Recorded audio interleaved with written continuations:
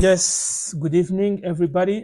Tubashimiye ko mukomeza kureba ibiganiro tubategurira aho muherereye hagiye hatandukanye. Tukanashimira ko rimwe na rimwe mugenda mushyiraho comment mukatwunganira cyangwa se mukanaduhakanya bijyanye wenda n'ibyo ubuzi cyangwa se ibyo wizera, byose babyemewe. Ariko mbatsaba ngo icyo no commentinga ubugamije kubaka no kugira ngo turusheho kungurana ibitekerezo no kujijurana kugira ngo tubashe kugira imyumvire iteye imbere kandi nabyo byiza. So, Bogolets. Yes, harashize igihe tutabonana kubera ibibazo byabayemo gato by'intambara, ariko turashima Imana ko ubu bimeze neza, twongeye no kugaruka mu biganiro. Uyu munsi n'ubundi muri Sundown Show tugiye kuganira nanone kuri Rastafari, inzira y'ubuzima, ariko turibanda kuri sije ebyiri. Uraduhuriza Pan-African na Rastafari, bihurira he, umuntu yabihuza gute cyangwa se yabitandukanya gute? Urakoze cyane. Uyu munsi turongera tena guhura gukomezana ikiganiro cya Rastafari, inzira y'ubuzima, episode ya 4. Ni episode ya 4. Uyu munsi tukwifuza kuganira ku byerekeye Pan-Africanism, ubunyafurika na Rastafari. Bihuriye he cyangwa bitandukaniye he? Ni ikiganiro cyiza gishobora gufasha abantu gusobanukirwa neza ibi bintu, kuko abantu gusobanukirwa ibintu neza ni ikintu cyiza, gukura wiriya confusion. Turavuga ngo uravuga ngo Pan-Africanism iyi ni movement, ya ubunyafurika, movement abantu barimo bapanga batera imbere mu kuzamura ubunyafurika, kubuha agaciro kayo. So we say Pan-Africanism yaranira ibintu by'abanyafrika, ibintu bitatu: uburenganzira bw'abanyafrika muri rusange, umuco w'abanyafrika, this culture, umuco w'abanyafrika, na amateka ya Afrika, ya history. Ibi bintu ntabwo bigomba gutakara, bigomba kubaho, guhesha agaciro igihe cyose abanyafrika, bikubahwa kandi bikaba biri mu buzima bw'abantu bya buri munsi. Of course, isi yose. Mujya mubabona wenda aba Pan-Africanism bamwe namwe nka Dr. Rusa, ndakeka kujya mureba ba Lumumba bo muri Kenya. Ba Pan-African ni benshi, muba mwumva uburyo bavugira Afrika, baba bashaka ko Afrika ihabwa agaciro kayo, baba bashaka ko Afrika yubaha, baba bashaka ko ubutunzi n'umuco bya Afrika byubaha kandi nyine ntihagire na kimwe gisigara inyuma, kuko n'abazungu baza kudukoloniza nicyo kintu batwatse umuco, batwaka agaciro, batubwira ko umwirabura atari umuntu umeze nk'undi, ari umuntu uciriritse. Amateka yacu barayahindura, ibyaturangaga byose, ibyo abasogokuru bakoreshaga mu buvuzi, muri tekinoloji yarigezweho icyo gihe, barabitwaye byibereye Belgique, kubisura na mayero 15 iri muri Europe, muri Belgique. Barabitwambuye badusigira ibindi bazi ko nyine bipfuye. Niyo mpamvu Pan-Africanism iriho, kugira ngo abantu bongere basubire kuri gakondo yabo, kugira ngo n'ubundi umuntu abe yuzuye, nuko agomba ko afite ibyo bintu bitatu: afite uburenganzira bwe, afite umuco, wenda n'ikindi kimwe ntibuka. So reka mu gutangira n'ubundi duhere kuri ibyo bintu bitatu, ndakeka wakomeza. Urabona na mu intangiriro abantu ba mbere babaye kuri iyi si, abantu ba mbere Imana yaremye, abantu ba mbere barabirabura. Abirabura ni abantu ba mbere bazanye civilization y'isi, amajyambere y'isi byose. N'abazungu nyuma yo kuza kuboneka, nyuma yigiye kuza kuboneka kwabo, kuko baturutse mu abirabura, kuza kwabo bigiye ibintu byinshi mu banyafrika, bize ibintu byinshi mu banyafrika, bigiyemo, baje hano bakiba ibintu byinshi, amateka, bakiba ibintu byinshi by'amajyambere, muco, education y'abanyafrika, bakabijyana iwabo bakabiteza imbere, sibyo? So ni ukuri ibyo nibyo bintu Africanism iharanira. Rastafari ni movement iharanira ibintu bitatu nayo: ukuri, amahoro n'urukundo muri rusange kwisi, kwisi muri rusange. Ukuri abantu bose ku isi. Ariko Afrika niyo ya mbere. Kuko Rastafari yakomotse muri Afrika, igomba gutangira kuvugira Afrika hanyuma igakurikizaho n'isi yose. Bafite wari mu ikandamizwa mu bukoloni, twarakolonijwe. The most oppressed society of the world, the African people, human society, African people. Nk'abantu bari gukandamizwa, Rastafari nka movement yavutse igomba gutangira kuvugira Afrika. N'ukuri Africa niyo priority. Hanyuma isi muri rusange kwigisha ukuri bya bintu byose no guharanira amahoro ya Afrika na amahoro y'isi na urukundo nk'ikintu cy'ingenzi cya foundation ya byose. Hatari urukundo nayo mahoro ntiyahaboneka. So turasanga ko iyo Rastafari yahanira ukuri nk'ikintu cya mbere, ibi bintu biri muri Pan-Africanism, uburenganzira, umuco n'amateka, ni ibintu biri mu ukuri.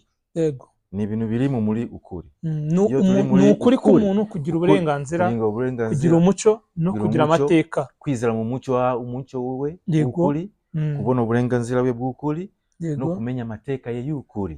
So mu ukuri dufite ibintu byose muri Rastafari. Na tukongeraho guhanira amahoro n'urukundo. So niyo ikintu kituzana mu kiganiro tuvuga ngo kindi kintu tuvuga ngo buri umurasta ni Pan-Africanist. Yego, ariko nagari buri Pan-Africanist ni umurasta. Kuko Rastafari ari icyo kintu irenzeho. Itandukaniraho na Pan-Africanism. Rastafari muri movement ishobora kuvuga ngo Rastafari ni nini kuruta Pan-Africanism. Yego, ubwo Rastafari yakiriwe n'isi yose. Abazungu b'Arasta barimo, abahindi barimo, abarabu barimo, abashinwa ameni barimo, abirabura barimo muri Rastafari. Ariko Pan-Africanism ifite Abafrika gusa. Abafrika gusa. Pan-Africanism is something about Africa. So turabona ko Rastafari ishobora kuba ifite abayoboke benshi kuruta Pan-Africanism. Cyane.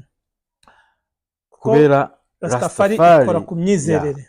Ifite imyizerere. Muyobokamana. Yego, ifite iyo message kubyerekeye imyizerere. Kandi Rastafari ifite imyizerere imwe muri Rastafari.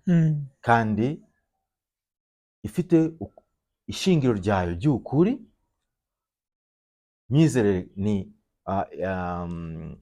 ihame rya mbere rya movement Rastafari, kwizera mu butagatifu bwa umwami w'abami wa Ethiopia Haile Selassie, ko niwe Imana igaragaye mu muntu nk'uko Imana yabishatse.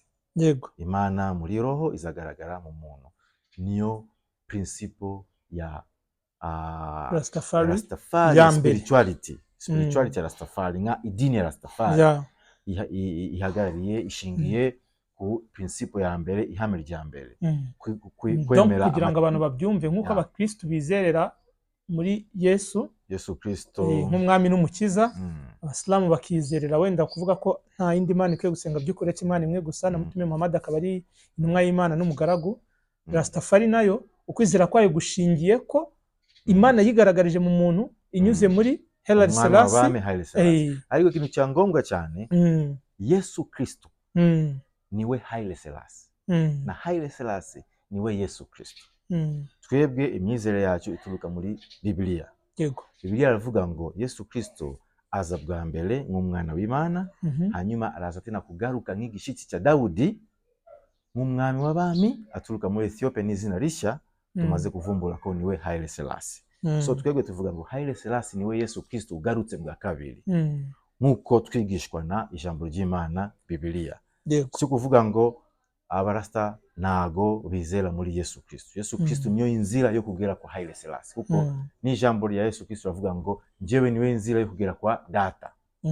Nago umuntu ashobora kugera kwa data atanyuze kuri njyewe mwana. Nukuri iyo wizera muri umwana w'Imana niyo uza kumenya ko niwe ahinduka data Imana. So Rastafari ifite icyo kintu, na Pan-Africanism ntago turi kubona iyo single spiritual authoritative guidance. Kuvuga ngo iyo inzira imwe ya Pan-Africanism movement yose yizera mu idini yayo, imizere yayo imwe ni iyi ngiyi. Donc muri movement ya Pan-Africanism iyobokamana ntagirimo, niko twavuga. Ishobora kuba irimo ariko ntabwo ifite imbaraga. Iragaragara ko ntabwo ifite imbaraga, kuvuga ngo abana Pan-Africanisti bose ubona ko bafite bayihuriraho. Tujya tubona mu amadini atandukanye barimo no muri speech zabo ntago bakunze kubigarukaho, bagaruka ku bwigenge bwa Afrika, kubohora Afrika, economy, social, ibintu nk'ibyo. So ariko njyewe Pan-Africanism, intego ya Pan-Africanism ni kubohora. Ni ukubohora Afrika. Kubohora Afrika. Kubohora Afrika utabanjirije kuri Rastafari. No, utabanjirije kuri kubijyanye n'Imana, kubijyanye na ukuri kubyerekeye umuremyi. Biragoye kumenya umuremyi. Imana byo ikintu cy'Imana kiri ku bose. Abantu bose barizera ko Imana irahari, tugomba kuyimenya, tugomba kuyisenga, tugomba nubwo hari ibyo tutahuriza ariko twese twemera ko Imana ihari. Kwishima. None byari ngombwa cyane Pan-Africanism ikagira iyo nyigisho, kerekana abayoboke Imana, inzira y'Imana imwe ituruka muri Afrika, kuko ni Pan-Africanism. Atari kuba Pan-Africanist ujya mu bazungu gusengera mu imigisho yawe ibice bitandukanye gutyo. Hano iragaragaza ko iyi movement ishize imbaraga cyane muri politics, muri economical liberation, social emancipation, freedom, things like this.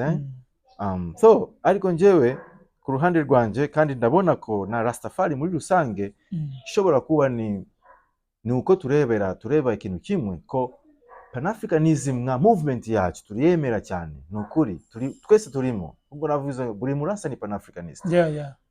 Twari twifuza ko Pan-Africanist gatangira ushaka ukuri kubyerekeye iyi spirituality ya Rastafari, bagakurikira bagacukumbura, kuko Rastafari ni umwami w'abami aturuka muri Afrika, kandi yemeje isi yose kubari abakurikiza ukuri, bashakisha ukuri, ko ni umwami aturuka ku Imana, ni umwami wahiswe mu n'Imana, aze yujuje ikintu cya ko Imana izaza mu mwami wayo, izagaragara mu muntu nk'umwami, kandi ni Imana abantu bagomba kwiyakira, kuyemera no kwishima. So Rastafari ifite Haile Selassie imwigisha nk'umuntu aturuka mu byanditse bitagatifu, umuntu yujuje ubuhanuzi bwose, amateka yose ibyanditse bitagatifu, ko niwe Yesu Kristo ugarutse bwa kabiri. Sibyo? Ethiopia nicyo gihugu isi yose yemera ko nicyo gihugu tugomba kurebera, nicyo gihugu cy'Imana. Byose bigomba kuzuriza muri Ethiopia. Byose biri wazi muri Bible. Abantu niba basoma hariya kuri Zaburi ya 87 yose irakwereka ko ari Imana ivukiye muri Ethiopia. Ivukiye muri Ethiopia, kandi Imana yakunze cyane ahandi ahantu Sayuni kuruta ahantu hose Yakobo aba. Kandi bisobanura Israel. Imana yaretse Israel igahita mu gihugu gisha cy'isezerano cye, Ethiopia. Ubu tugomba kurebera muri Ethiopia, ntabwo ari muri Israel. Aho ngaho turabona ko ari ikintu gikenewe cyane mu kuzuza liberation yuzuye ya Afrika. Ubwo kubohora Afrika kuzuye. Kugira ngo Afrika ibohoke byuzuye, donc nuko aba Pan-Africanism bagomba gukora n'ubushakashatsi ku yobokamana no kuri Haile Selassie na Ethiopia muri rusange, kuko n'abazungu baza gukoloniza Afrika, bimwe mu bintu bitwaje idini, baza batubwira ko abakurambere bacu ibyo basengaga atari imana, batuzanira imana zabo, sometime bo batanemera, just kugira babashe kubona uko badukontorora, batangira kubatiza abantu. Urabizi no mu Rwanda amateka yagiye aba. Ni ukuvuga ngo abanyafrika dukeneye kwiga cyane kuri Haile Selassie, tukiga cyane kuri Ethiopia, tukiga kuri icyo kintu kiri spiritual muri Ethiopia, kugira ngo turusheho kubohoka mu mutwe, kuko ntabwo tuzaba free mu mutwe tukiboshywe muri religious. Bizasaba ko tubanza kubohoka no mu myizerere, tukamenya ko byose n'ubundi bituruka muri Afrika. Ko twabonabonye ko mu kiganiro twakoze mbere twanabonye ko umuntu wa mbere wabayeho amateka n'ubushakashatsi bw'iki gihe science byose bigaragaza ko yabaye hano muri Afrika, muri East Africa. Kandi ikindi urebye bavuga ko muri science Afrika nibwo butaka ku isi bwo guturwa, ni nabwo butaka bwatuwe mbere, ni nabwo butaka n'uyu munsi butuwe cyane. Nubwo wenda ubu hari ibihugu bifite abaturage benshi nka za China na India, ariko Afrika iyo urebye usanga niho hantu hari ubuzima, niko twabivuga, niho hantu hari ubuzima n'abantu ba mbere, n'umuntu wa mbere niho yabaye, nukuri isi iri kurema. Of course. And there's something very important which you mentioned there that rings a bell. Kuko urabona Rastafari yakiriwe n'abazungu n'abashinwa, abantu bose ku isi bakiriye Rastafari, imyizerere Rastafari ivuga ngo Haile Selassie ni Imana. Haile Selassie niwe mwami yahiswemo n'Imana kuza kugaragaza Imana ku isi. Icyo kintu cyemewe n'abantu batari abanyafrika, n'abazungu, kandi tuzi ko abazungu badapfa kwemera, ni abantu babanza gukora amarecherche bagasoma, of course, bagahuza amateka, ibyanditswe, ibintu byose, bakareka kwizera muri amadini yawo ya Roma, Italy, bakareka kwizera muri, donc bakagaruka kuri gakondo, ariko bakemera kuri Afrika. Ikintu tutakoresheje imbaraga zari zose gutegeka abantu kwizera imizere yacu, tutabateye n'imbaraga zo kubategeka kubakoloniza kugira ngo tuwemeje amateka ya mizere yacu, tutababeshe wenda n'amafaranga kugira ngo batwemere, ariko umuntu ku bushakashatsi bwe, ku mafaranga ye, ku imbaraga ze, agashaka ukuri, agakomvatinga cyangwa se akemera, akaba convinced, akemera icyo kintu. Icyo kintu kirakomeye cyane, kuko ntabwo ushobora kubona andi ahantu abantu bashoboye kuconvincinga abandi, tuvuga ngo abazungu bashoboye convincinga Africa batakoresheje imbaraga cyangwa urupfu nyine, amafaranga, ibintu nk'ibyo, bagashobora kutwemeza icyo kintu nk'uko twebwe twabemeje, binyuze mu ukuri gusa, ukuri ukagushyira hariya, ubundi bakakora amarecherche bakemera abo kugira ngo batwemeze twebwe. Ni inkota, ni ibintu bibiri bakoresheje, kubesha ku mafaranga n'ibintu cyangwa imbaraga. Niyo mpamvu muri za principles za Rastafari niba ntibeshye harimo ukuri, urukundo n'amahoro. Abazungu rero baza gukoloniza Afrika kugira ngo umunsi abantu bamwe bisange bari mu madini agiye atandukanye bakoresheje ikinyoma. So Pan-Africanism na Rastafari naho nibyo ukuntu bimeze, naho ahantu bitandukanye. Iyo iza kuba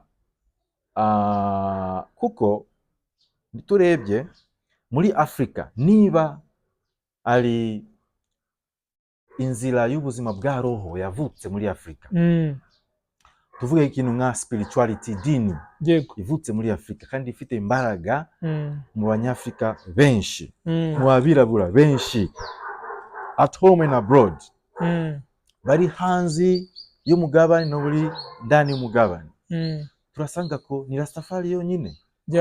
Na yindi spirituality, inzira y'ubuzima bwa roho yavutse yakomotse muri Afrika, ifite imbaraga yo convincinga, ikaba popular, ikagera hanze abantu bakayemera, abirabura bari ndani no hanze y'umugabane, ikavuka ikajya no ku zindi races n'abandi bantu batari abirabura.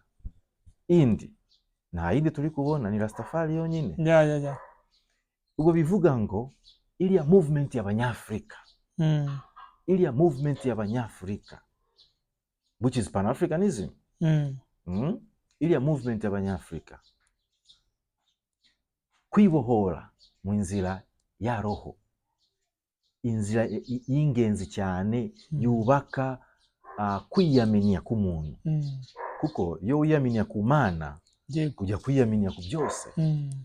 Iyo umaze kwiyamenya ku bijyanye n'Imana, igihe ugiye kurwanira uburenganzira bwawe wa politiki, ufite imbaraga muri wowe, kuko urizera ko Imana yawe izagufasha. Wizera ko Imana iri ku ruhande rwawe.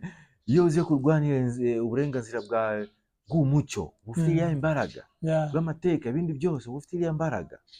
Ariko iyo udafite iyo imbaraga yo kubijyanye no n'ibindi ntabwo byakomera. Urabone uri kuvuga ndi kurwanira Afrika yanjye, Imana yanjye muri Afrika. Turatandukana rero, turaza ku Imana y'abangaba yabariya, ariko kuri kw'Imana, Imana ntabwo ziri nyinshi. No, Imana ni imwe. Nubwo mbere na mbere abantu batangiye kwizera ibintu bitandukanye, ariko intego y'Imana yari nyuma na nyuma kujya kuzana abantu bose ku kintu kimwe. Yego. Niyo mpamvu y'ijambo ry'Imana irahari, kandi intego y'Imana yari binyuze ku bamarayika kwigisha abantu bose ku isi kumenya Imana yabo. Imana imwe. Niyo tuvuga ngo Pan-Africanist, tugomba kwakira Rastafari. Rastafari inzira y'ubuzima bwa roho. Kuko Rastafari ni inzira y'ubuzima ku bintu bitandukanye. Yego.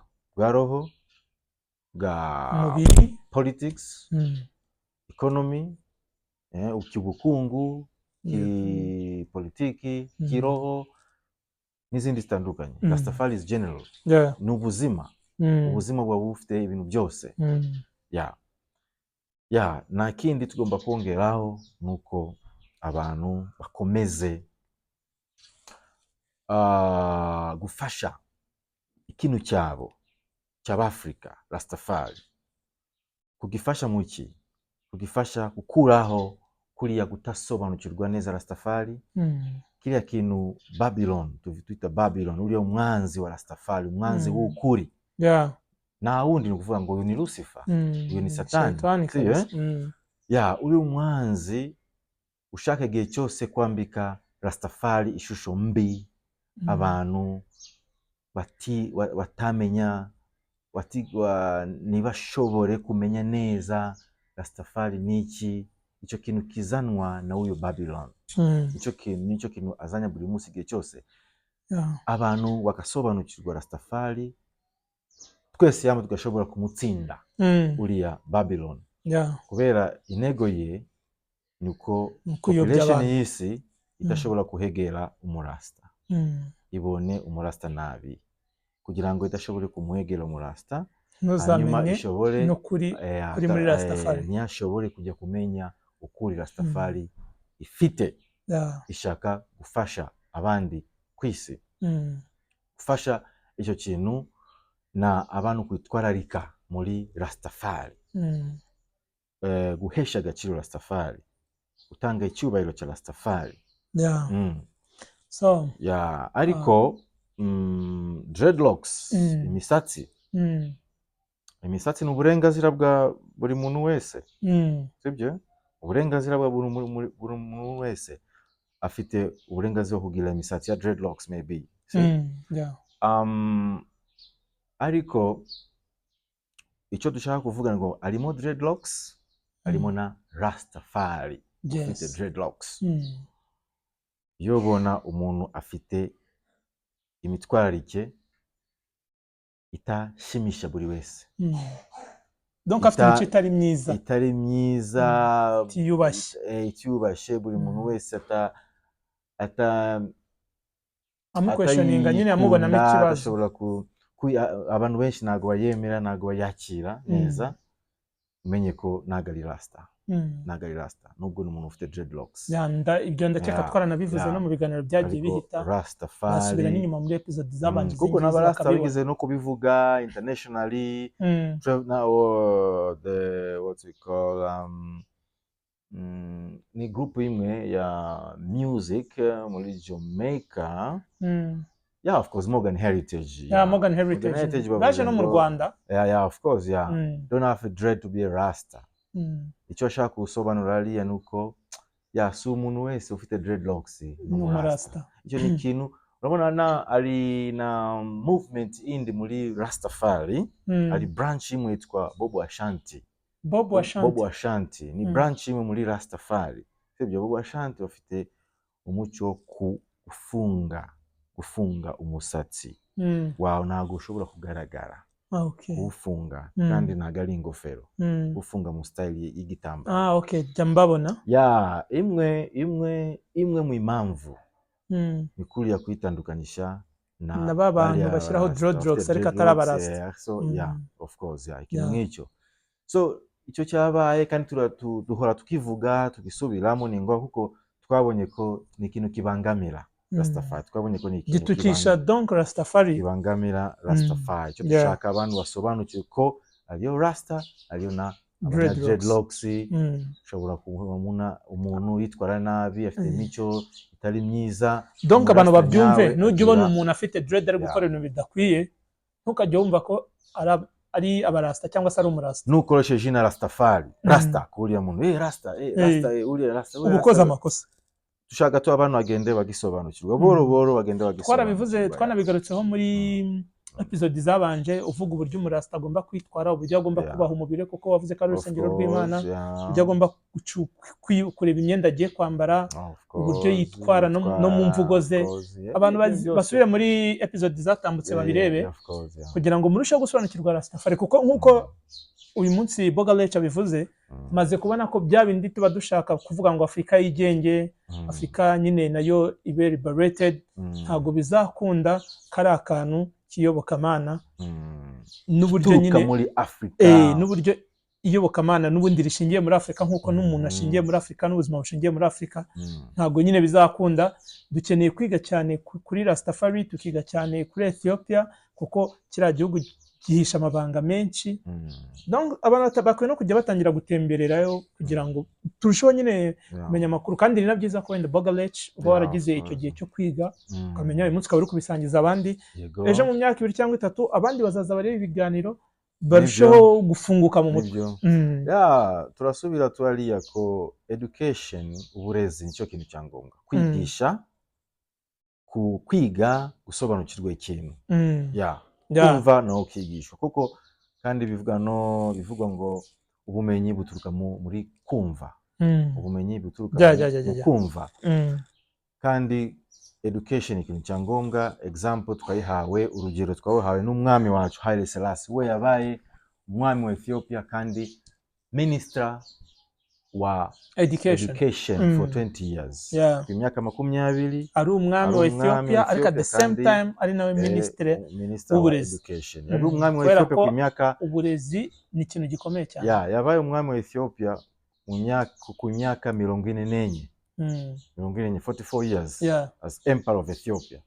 Ariko minister wa education ku myaka 20. Urumva hafi kimwe cya kabiri. Kuko yarazi ko ni ngombwa cyane ubumenyi ni ikintu cyangombwa gufasha abantu. Agifata mu nshingano kandi yakoze ibintu byinshi bitandukanye. Yasemuye Bibiliya. Afite Bibiliya yasemuye, kandi bimenyekanye ko Bibiliya Ethiopia yatandukanye n'izi Bibiliya dusoma muri ibi bihugu byategetswe na West Europe na America. Izi Bible nyinshi zikoreshwa afite bitabo zituruka muri West 66 cyaka zifite n'abantu bazanditse nuko nibagiwe amazina. Bibiliya zifite bitabo 66 ariko Bibiliya Ethiopia ni ibitabo 81. Haile Selassie yasemuye Bibiliya. Afite Bibiliya kugira ngo abantu bashobore kumenya ukuri, cyane cyane wa Ethiopia bashobore kumenya ukuri kwayo, ari ukuri gukomeye muri Bibiliya. Binumvikana ko iyo Bible itandukanye n'iriya y'abazungu. Agasemura na Quran, kuyivana mu Kiarabu kuyizana muri Amharic Ethiopia.